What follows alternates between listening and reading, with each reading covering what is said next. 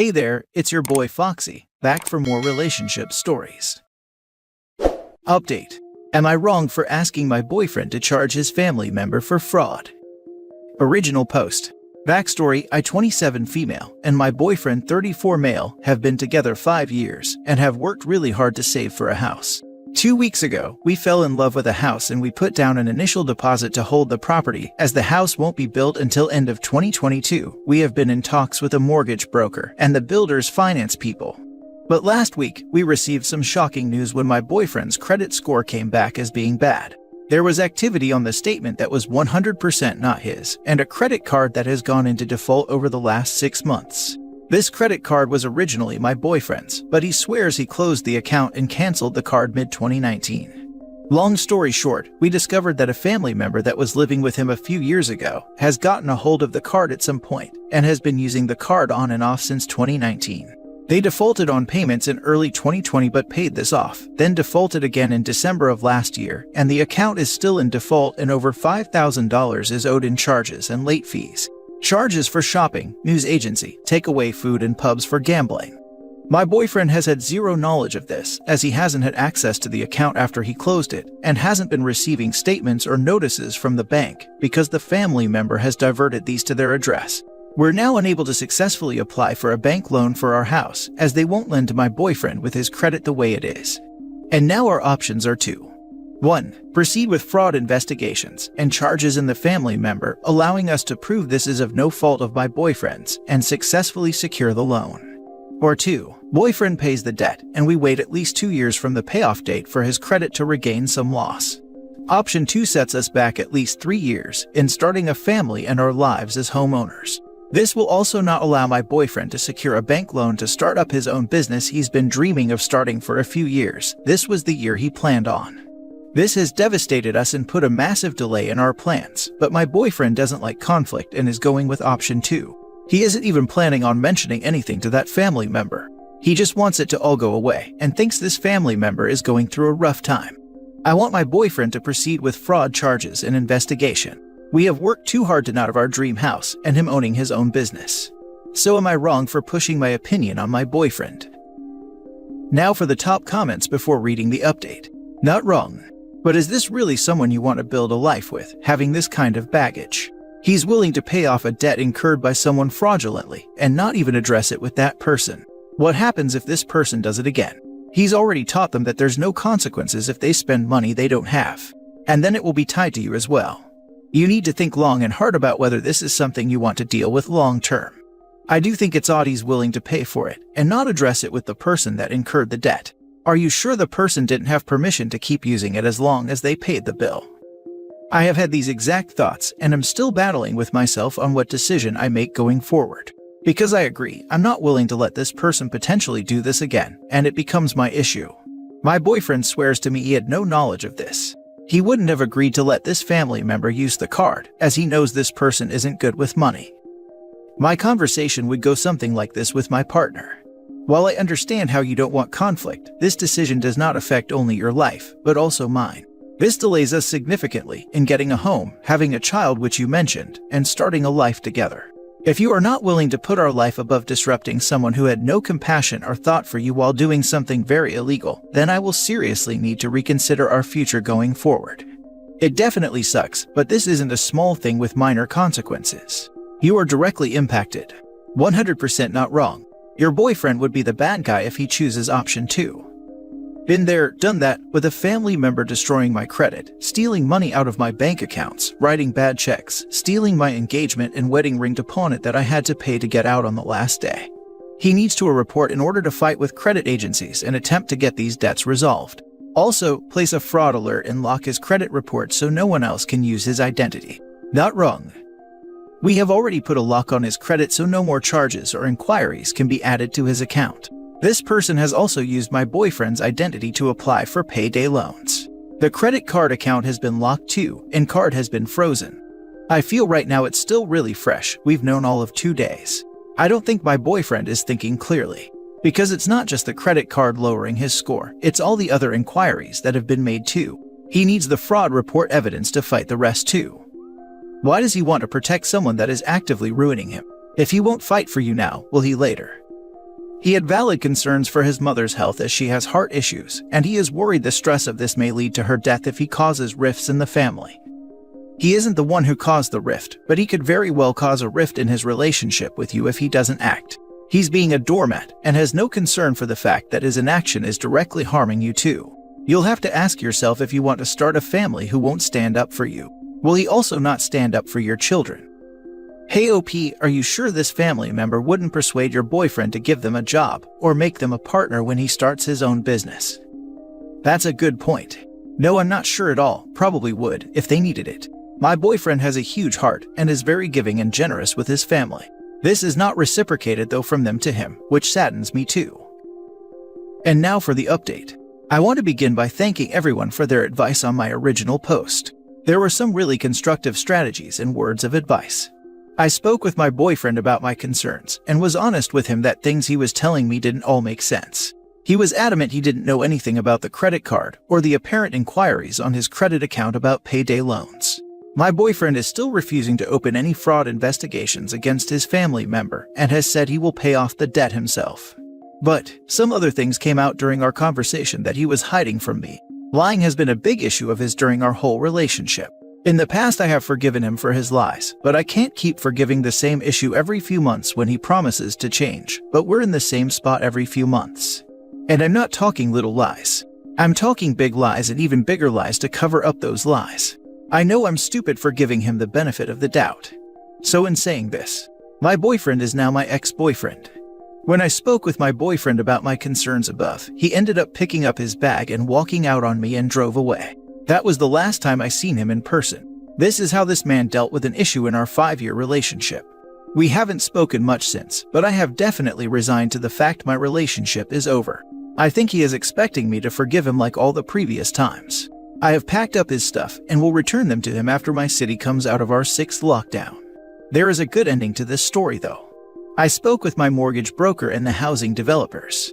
I can't afford the original townhouse I fell in love with alone, but a smaller townhouse that I also loved came available and I've been approved for this one. I paid my deposit 3 days before my birthday last month and I've now bought a house by myself. Congratulations. You bought a house and got rid of excess baggage. You will love owning your own space, literally and metaphorically. Thank you. I'm looking forward to it. You are so strong and admirable. I wish you so much luck and happiness. Enjoy your new life and home. Who was the family member in original post? Cousin, sibling, parents? Just curious. Glad things are good now. It was either his dad or his brother. Congrats on your home purchase. Your ex did you a favor. Now you can start fresh. Thank you. Yes, that is true. Slightly scary starting again after being in a 5-year committed relationship, when I don't know who I am outside of the relationship. Yes, you do. You're someone who can spot lies and garbage a mile away. You're also someone who doesn't stand by and takes matters into her own hands. I'm happy he left, because now you have your own house. You'll find someone better who doesn't need to lie to keep you around for 5 years, girl. Thanks. You're so right. I'm so ready to get on with life without being lied to and constantly being skeptical of everything. Not only that, but you deserve the time and space to become familiar again with the awesome person you are. Such a massive change will obviously be a lot to process and deal with, so make sure you have a support system in place, be a little selfish, do things solely because you want to, and find joy in your freedom and independence. Proud of you. Next story. Am I wrong for wanting to move after being lied to? Original post. My fiancé 31 male and I 29 female have been together for 2 years. After getting engaged 6 months ago, we decided that I would move from my downtown apartment to his 300 acres and home that he owns outright after getting it in an inheritance. His place is an hour from where I'm from in a small town, with nothing around, stores, food, etc., and the closest place to get gas is 35 minutes away. And my family is an hour and a half away, which isn't a huge deal, but it's just been an adjustment for me.